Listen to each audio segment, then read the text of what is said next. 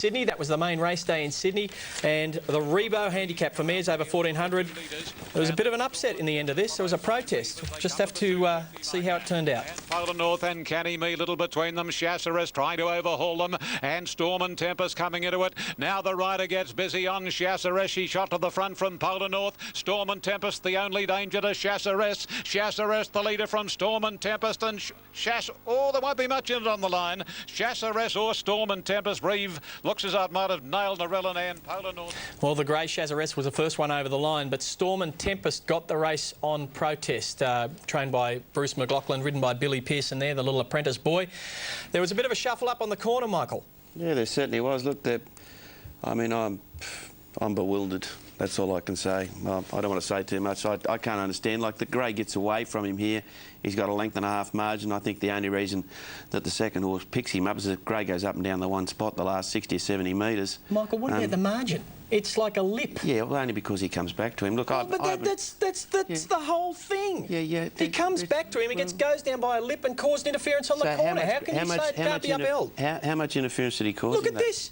Look at this. What? That's the fifth photo. What's that going to give? What you got to remember too, that the horse that ended up getting the race on protest did have about 4.5 kilos pulling the weights after the claim for Willie Pearson, 3 kilos. It looked like Chasseris was going to, kick away and probably win by a couple of lengths. And I think the lightweight, because Storm and Tempest has had, 16 runs yesterday, and that was his second win. Chasseris has been very, very consistent. What did you think about the protest? You see that? Well, you see it every day, to be truthful. You see it every day. Well, you didn't think it should be upheld? If I'd have been on Chasseris, if I'd have backed it and he hadn't have done that, I'd have been dirty having a bet in the race. But personally, I didn't think that it'd be upheld. But fair dinkum, you blokes, you're insane. Hang on, he's a Group 1 winning jockey. It's been said before. Alf, what did you make of it?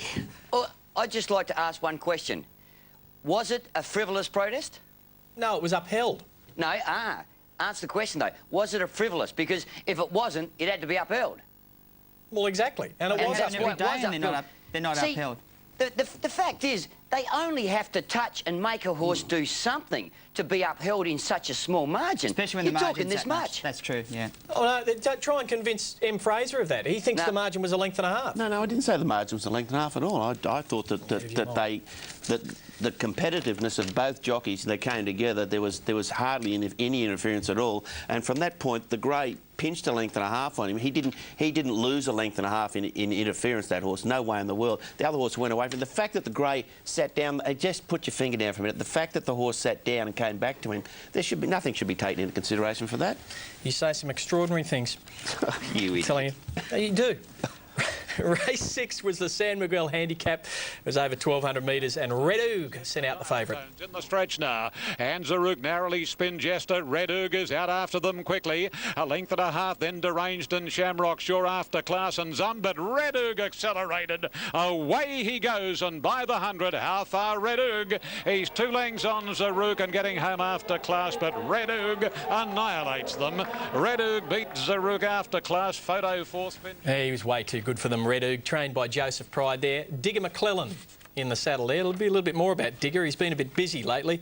Zaruk and After Class running the placings there at good odds. Did you find anything in there, Wayne, that you liked? No, he's a smart horse, Red Oog, and he was well set up yesterday to win that race. And Digger McClellan just riding and smashing forward since he's come back from overseas in Macau. And I believe he might be going back there later this year or next year. We give Willie Pearson credit before riding a winner there too, just before we go to anything else. Jay Ford rode another 3 winners yesterday too. Well, it's great to see a couple of kids here in Sydney that are riding consistently and riding winners. And I tell you what, he's improved leaps and bounds, Jay Ford. Just on Digger there, he had 8 rides yesterday, rode 2 winners, 3 thirds, 2 seconds and a fourth. So if you're on him each way, you weren't going to do any harm. And he's working very hard since he's been back too. Well, not only that, he's been working very hard on other things as well. And we're just watching him there cross the line on Red Oog. He's been making the best of his opportunities while a lot of the leading jocks are in Queensland as well. Just before we go to the break, young Digger McClellan might fancy himself as a bit of a farmer, because up at Wyong during the week, the barriers, they couldn't move it, and they couldn't get the tractor to move either. So they engendered the help of one Digger McClellan. And Digger might fancy himself. You see him there? Oh, big strong fellow. He got in second row push. They wouldn't have moved that without Digger. He's not putting a lot of back into that.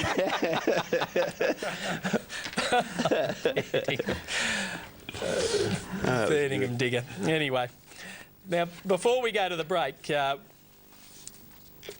we are going to the break, and on our way to the break, we're going to have a little They're telling me things in my ear here.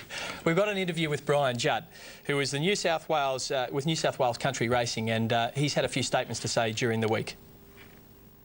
Well, whenever we can secure a revenue stream from outside our normal arrangements, and that being revenue generated through wagering, TAB wagering, it's always a bonus for racing. Whether it's in the form of broadcast rights as we've secured now, or whether it's improving non-wagering revenue as we refer to it, it does produce benefits across the board, because we can spread those benefits, and it'll mean increases in prize money and increases in benefits, and to the participants in particular, because we've got no particular need to not make these arrangements transparent.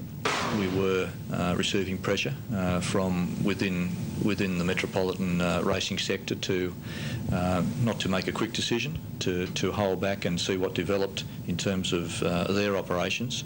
But again, I just repeat it, at the end of the day we elected not to do that, that we thought the offer we had from Sky Channel was probably the best we'd get at this particular point in time, and that's why we signed with Sky. And because you have signed this long-term deal with Sky Channel, has that affected your relationship with the AJC and STC? No, not particularly. I think each of the sectors, in circumstances like this, eventually make the decision that they feel is the best for their particular sector and the people within that sector. And there'll be other issues arrive in the future where probably the same decisions will unfold again. But on this occasion, we've elected not to go with them.